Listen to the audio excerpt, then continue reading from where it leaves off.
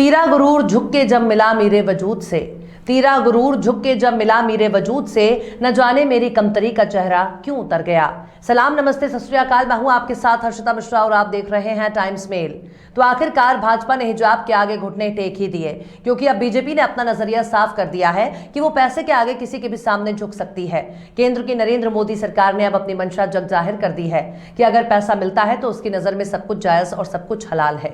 यानी मोदी सरकार पैसे के लिए कुछ भी कर सकती है और पैसे के लिए किसी के आगे सिजदा रेज हो सकती है। दरअसल खुले मंच से मुस्लिमों की हत्या का अपील करने वाले केंद्रीय मंत्री अनुराग ठाकुर को आप लोग बखूबी जानते होंगे, जो नारा लगाते हैं कि देश के गद्दारों को गोली मार डालो डैश डैश डैश।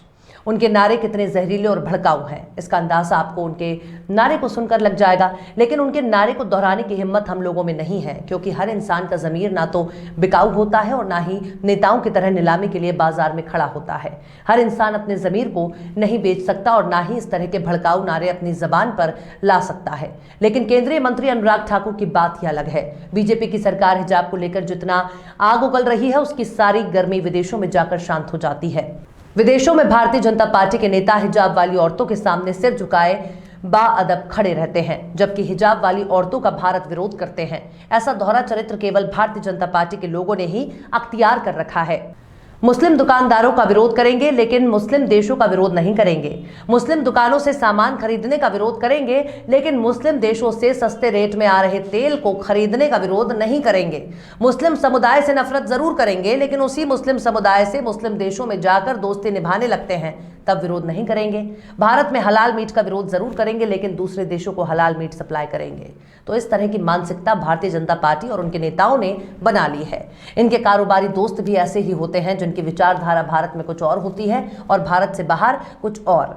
दरअसल भारत सरकार के सूचना प्रसारण मंत्री अनुराग ठाकुर की तस्वीर इस वक्त सोशल मीडिया की नजीर बन चुकी है। इस तस्वीर में आपको दिख रहा है कि वो कैसे एक हिजाब वाली औरत के साथ बैठे हुए हैं और बहुत ही अदब के साथ, बहुत ही सलीके के साथ उनसे बातचीत कर रहे हैं। ये तस्वीर न्यूज एजेंसी ANI ने अपने ट्विटर हैंडल पर शेयर की है, जिसमें नजर आ रहे हैं अनुराग ठाकुर और UAE के minister of state international corporation Rimmel Hashmi दोनों एक साथ बैठे हुए हैं। यहाँ पर हिजाब का विरोध करने वाले भारतीय जनता पार्टी के नेताओं को अब साफ सूंघ गया है कि वो अब इस तस्वीर पर अपने ही नेता का विरोध करें या ना करें। इस तस्वीर को देखकर ना तो भाजपा के विरोध कर रहे हैं और ना ही बजरंग दल के हिजाब को देखकर उछल कूद मचा रहे हैं, क्योंकि जब इनको मुस्लिमों से फायदा होता है तो ये मुस्लिमों का गाना गाने लगते हैं। जब मुस्लिम देशों से इनको व्यापार करना होता है तो सबसे पहले ये अपनी दावेदारी पेश करते हैं। जब मुस्लिमों से कारोबार और नजदीकियां बढ़ानी होती है तब ये मुस्लिम देशों का रुख कर लेते हैं, क्योंकि वहां से इनको फायदा होता है। जबकि अपने ही देश में मुस्लिमों को दोयम दर्जे का नागरिक बनाने में भाजपा ने कोई कोर कसर नहीं छोड़ी है। बेटियों के सर से पल्लू खींच लेने को आतुर हो चुके हिंदूवादी संगठन भी अब इस तस्वीर को देखकर बिल्कुल ही खामोश हैं। अब उनको सवाल उठाने की हिम्मत नहीं है कि अनुराग साहब, आपने एक मुस्लिम हिजाबिया औरत से आखिर कैसे बातचीत की? आपने उसका विरोध क्यों नहीं किया? आपने उससे बात करने से मना क्यों नहीं किया? आपने उस मीटिंग का बॉयकॉट क्यों नहीं किया? लेकिन इस वक्त हिजाब के नाम पर विदेशी धरती पर मंत्री जी पूरी तरह से खामोशी में है। यानी अनुराग ठाकुर जो मुस्लिमों के नरसंहार की बात करते हैं, उन्हें गोली मारने की बात करते हैं, उनके कत्लेआम का नारा लगाते हैं, अब मुस्लिमों के सामने बहुत ही तहजीब के साथ बैठकर बातचीत कर रहे हैं और दोनों देशों के कारोबार को आगे बढ़ाने की कोशिश कर रहे हैं। इस तरीके से आपने देखा ही होगा कि भारतीय जनता पार्टी के एक नेता ने अरब देश में जाकर मस्जिद का दौरा किया और अपनी बेटियों को हिजाब पहनाकर वहां फोटो खिंचवाया। जिस हिजाब का विरोध भारत में करेंगे उसी हिजाब को पहनाकर अपनी बेटियों को घुमाएंगे, उस हिजाब में अपनी बेटियों के साथ फोटो खिंचवाएंगे और उनको मस्जिद मस्जिद घुमाएंगे। तब भाजपा नेताओं के धर्म पर ना तो कोई असर पड़ता है और ना ही उनकी धार्मिक भावनाएं आहत होती हैं। लेकिन अब केंद्रीय मंत्री अनुराग ठाकुर का हिजाब के सामने इस तरह से झुक जाना ये दर्शाता है कि उनके पास अपने खुद का नैतिक चरित्र कुछ भी नहीं है। आखिर क्यों हिजाब को देखकर खामोश है अनुराग ठाकुर? आखिर क्यों हिजाब पर झुक गई भाजपा सरकार? आखिर क्यों हिजाब देखकर खामोश है बजरंग दल? आखिर क्यों चुप्पी साधे बैठे हैं हिंदूवादी संगठन? आखिर क्यों हिजाब देखकर खामोश है कच्छेधारी? बताएंगे आपको और भी बहुत कुछ, लेकिन आप अगर हमारे चैनल पर नए हैं और पहली बार हमारी वीडियो को देख रहे हैं तो आप हमारे चैनल टाइम्स मेल को सब्सक्राइब कर लें, वीडियो को लाइक कर दें और बेल आइकन का नोटिफिकेशन बटन भी प्रेस कर दें, ताकि बिना देरी हमारी हर खबर आपको मिलती रहे। लौटते हैं अब खबर की तरफ। दरअसल पैसा चीज ही ऐसी है जो अच्छे अच्छों को मदारी बना देती है।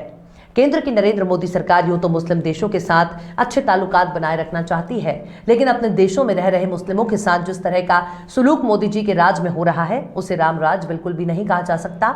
जिस तरह से भाजपा और उनके नेता हिजाब का विरोध कर रहे हैं, यहां तक कि आरएसएस और उससे जुड़े संगठन भी हिजाब के नाम पर आग उगल रहे हैं, उससे तो यही लगता है कि भाजपा और आरएसएस केवल और केवल मुसलमानों के खिलाफ जहर उगलने का काम करते हैं। बजरंग दल भी हिजाब के नाम पर लंगूर बन जाता है।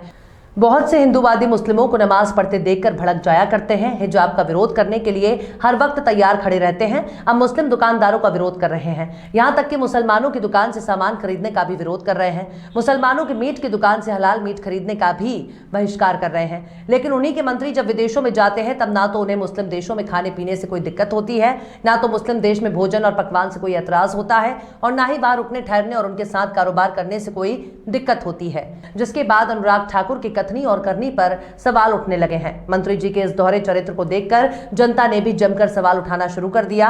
इख्तियार अली नाम के ट्विटर यूजर लिखते हैं कि मंत्री जी हिजाब का विरोध करते हुए।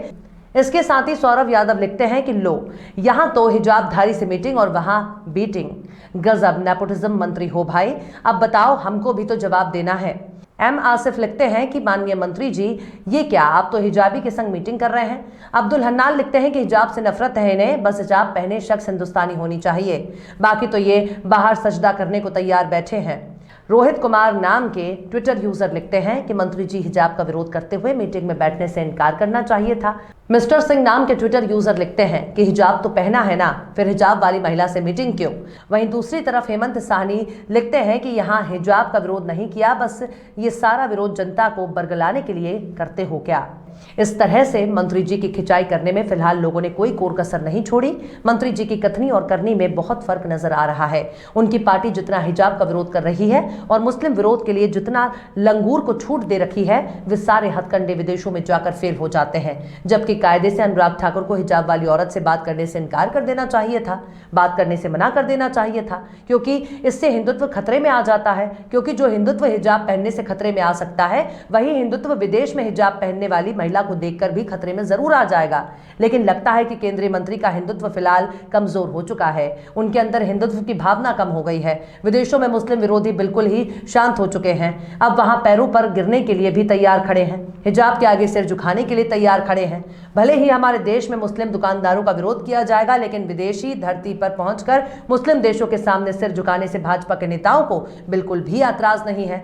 चाल चरित्र और चेहरा केवल भारत में ही रंग दिखाता है, विदेशों में जाकर चाल चरित्र का ऑमलेट बनाकर मंत्री जी खा जाते हैं। उस वक्त इनका चाल और चरित्र सब फेल हो जाता है, उस वक्त हिंदुत्व कमजोर हो जाता है, उस वक्त पाया नहारी और मटन कोफ्ता से भी कोई ऐतराज नहीं होता। विदेशी धरती पर पहुंचकर भाजपाइयों के लिए कुछ भी हराम नहीं, सब कुछ हलाल हो जाता है। आगे आगे देखिए होता है क्या। बहरहाल चलते चलते आखिर में बिस्मिल सईदी ने भी क्या खूब फरमाया है, सर जिस पे न झुक जाए उसे दर नहीं कहते, सर जिस पे ना झुक जाए उसे दर नहीं कहते, हर दर पे जो झुक जाए उसे सर नहीं कहते। फिलहाल इस वीडियो पे बस इतना ही। ये वीडियो आपको कैसा लगा कमेंट बॉक्स में आप जरूर बताइए। वीडियो पसंद आए तो लाइक करें, हमारे वीडियो लिंक को फेसबुक, ट्विटर, व्हाट्सएप पर अपने रिश्तेदार यार दोस्तों को भी शेयर करें और बेबाक, निष्पक्ष, स्वतंत्र पत्रकारिता को सपोर्ट करने के लिए आप हमारे यूट्यूब चैनल टाइम्स मेल को जरूर सब्सक्राइब करें और हाँ, बेल आइकन की घंटी वाली बटन भी आप जरूर दबा दें ताकि आपको हमारे आने वाले नए वीडियो की नोटिफिकेशन फौरन ही मिल जाए। फिर मिलते हैं किसी और वीडियो में एक नई खबर के साथ। हर्षिता मिश्रा को दीजिए इजाजत। जय हिंद। ये बनारस है, बनारस यानी गलियों का शहर, ये बनारस है घाटों का शहर, ये बनारस है फूल माला अगरबत्ती और आस्था का शहर। और मंदिर ऐसे ऐसे तोड़े हैं, वहाँ लोग खड़ा होकर पेशाब कर रहे हैं। रामराज सरकार, रामनाथ सरकार है तो रामनाथ सरकार का काम दिख करिए आप। यहाँ सबकी कहानी एक जैसी है।